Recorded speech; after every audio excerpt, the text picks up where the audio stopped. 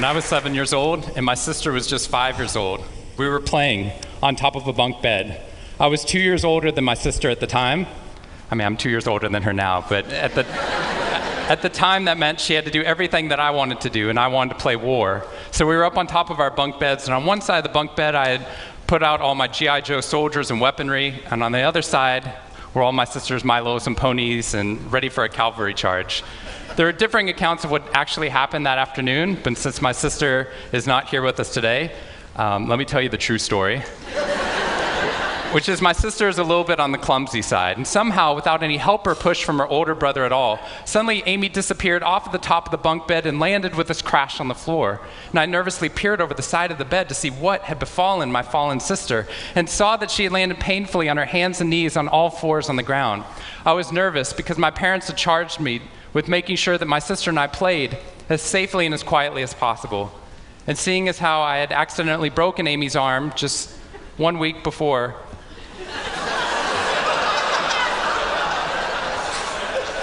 heroically pushing her out of the way of an oncoming imaginary sniper bullet, for which I have yet to be thanked. I was trying as hard as I could. She didn't even see it coming. I was trying as hard as I could to be on my best behavior, and I saw on my sister's face this wail of pain and suffering and surprise, threatening to erupt from her mouth and threatening to wake my parents from the long winter's nap for which they had settled. So I did the only thing my little frantic 7-year-old brain could think to do to avert this tragedy. If you have children, you've seen this hundreds of times before. I said, Amy, wait, don't cry, don't cry. Did you see how you landed? No human lands on all fours like that.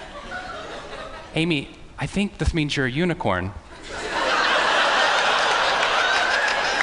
Now that was cheating, because there's nothing in the world my sister would want more than not to be Amy the hurt 5-year-old little sister, but Amy the special unicorn. Of course, this was an option that was open to her brain at no point in the past, and you could see on my poor, manipulated sister's face conflict, as her little brain attempted to devote resources to feeling the pain and suffering surprise she just experienced, or contemplating her newfound identity as a unicorn.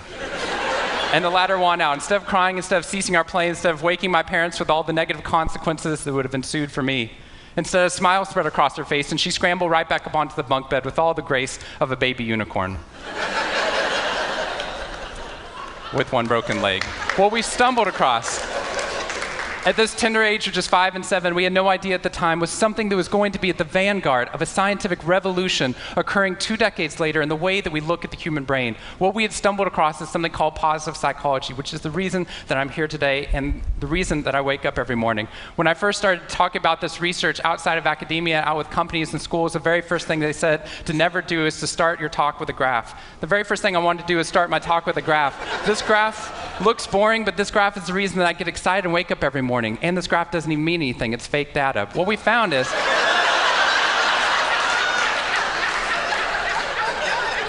if I got this data back studying you here in the room, I would be thrilled, because there's very clearly a trend that's going on there, and that means that I can get published, which is all that really matters. The fact that there's one weird red dot that's up above the curve, there's one weird in the room, you know who you are, I saw you earlier. That's no problem. That's no problem, as most of you know, because I can just delete that dot. I can delete that dot because that's clearly a measurement error, and we know that's a measurement error because it's messing up my data.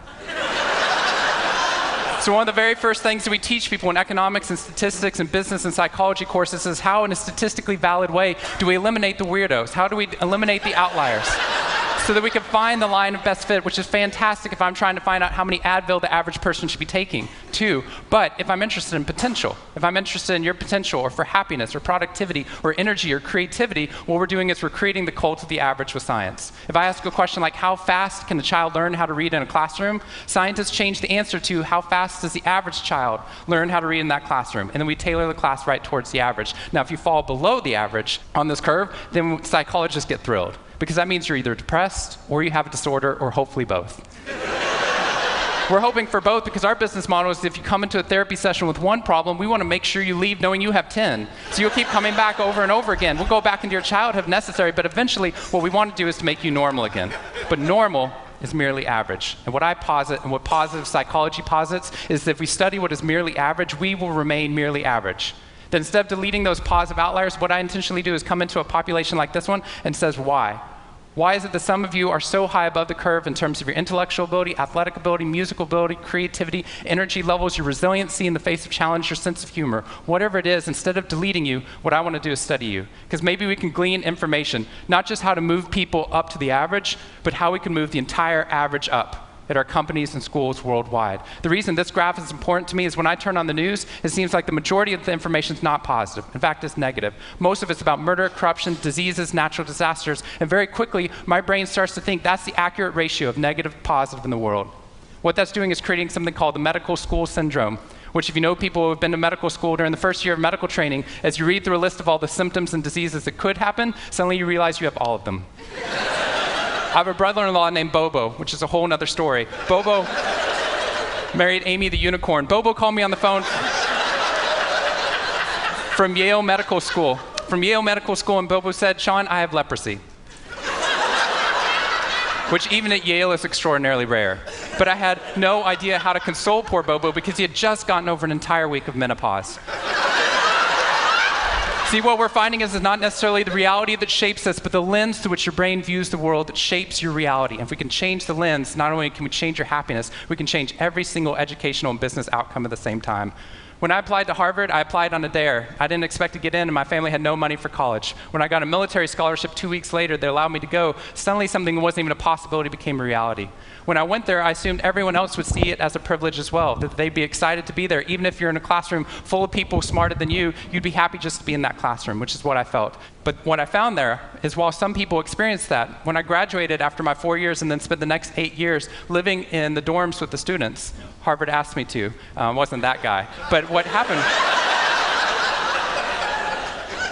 I was an officer of Harvard to counsel students through the difficult 4 years, and what I found in my research and my teaching is that these students, no matter how happy they were with their original success of getting into the school, 2 weeks later their brains were focused not on the privilege of being there, nor on their philosophy or their physics. Their brain was focused on the competition, the workload, the hassles, the stresses, the complaints.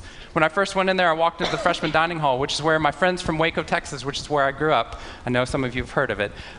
When they come to visit me, they look around, they say, "This freshman dining hall looks like something out of Hogwarts from the movie Harry Potter," which it does. This is Hogwarts from the movie Harry Potter, and that's Harvard. And when they see this, they say, "Shawn, why do you waste your time studying happiness at Harvard? Seriously, what does a Harvard student possibly have to be unhappy about?"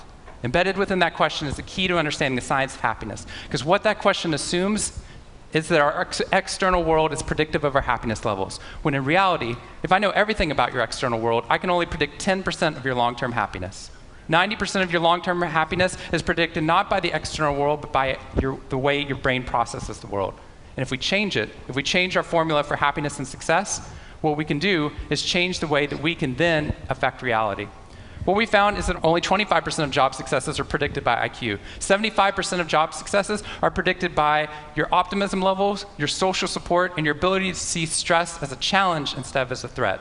I talked to a boarding school up in New England, probably the most prestigious boarding school, and they said, "We already know that." So every year, instead of just teaching our students, we also have a wellness week, and we're so excited. Monday night, we have the world's leading expert coming in to speak about adolescent depression. Tuesday night is school violence and bullying. Wednesday night's eating disorders. Thursday night is illicit drug use. And Friday night, we're trying to decide between risky sex or happiness. I said, that's most people's Friday nights.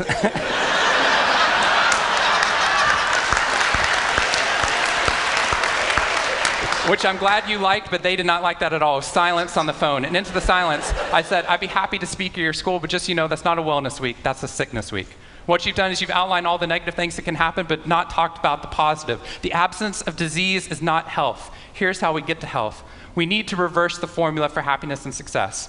In the past 3 years, I've traveled to 45 different countries, working with schools and companies in the midst of an economic downturn. And what I found is that most companies and schools follow a formula for success, which is this: if I work harder, I'll be more successful. And if I'm more successful, then I'll be happier.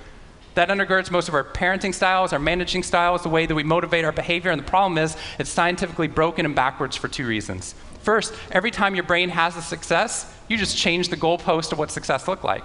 You got good grades, now you have to get better grades. You got into a good school, now you have to get a better school. You got a good job, now you have to get a better job. You hit your sales target, we're going to change your sales target. And if happiness is on the opposite side of success, your brain never gets there. What we've done is we've pushed happiness over the cognitive horizon as a society. And that's because we think we have to be successful, then we'll be happier. But the real problem is our brains work in the opposite order. If you can raise somebody's level of positivity in the present, then their brain experiences what we now call a happiness advantage, which is your brain at positive performs significantly better than it does at negative, neutral, or stressed. Your intelligence rises, your creativity rises, your energy levels rise. In fact, what we found is that every single business outcome improves. Your brain at positive is 31% more productive than your brain at negative, neutral, or stressed. You're 37% better at sales. Doctors are 19% faster, more accurate at coming up with the correct diagnosis when positive instead of negative, neutral, or stressed, which means we can reverse the formula. If we can find a way of becoming positive in the present, then our brains work even more successfully as we're able to work harder, faster, and more intelligently. What we need to be able to do is to reverse this formula so we can start to see what our brains are actually capable of. Because dopamine, which floods into your system when you're positive, has two functions. Not only does it make you happier, it turns on all the learning centers in your brain, allowing you to adapt to the world in a different way. We found that there are ways that you can train your brain to be able to become more positive. In just a 2-minute span of time, done for 21 days in a row, we can actually rewire your brain, allowing your brain to actually work more optimistically and more successfully. We've done these things in research now in every single company that I've worked with, getting them to write down 3 new things that they're grateful for 21 days in a row, 3 new things each day. And at the end of that, their brain starts to retain a pattern of scanning the world not for the negative, but for the positive first. Journaling about one positive experience you've had over the past 24 hours allows your brain to relive it. Exercise teaches your brain that your behavior matters. We find that meditation allows your brain to get over the cultural ADHD that we've been creating by trying to do multiple tasks at once, and allows our brains to focus on the task at hand. And finally, random acts of kindness or conscious acts of kindness. We get people, when they open up their inbox, to write one positive email praising or thanking somebody in their social support network. And by doing these activities, and by training your brain, just like we train our bodies, what we found is we can reverse the formula for happiness and success, and in doing so, not only create ripples of positivity, but create a real revolution. Thank you very much.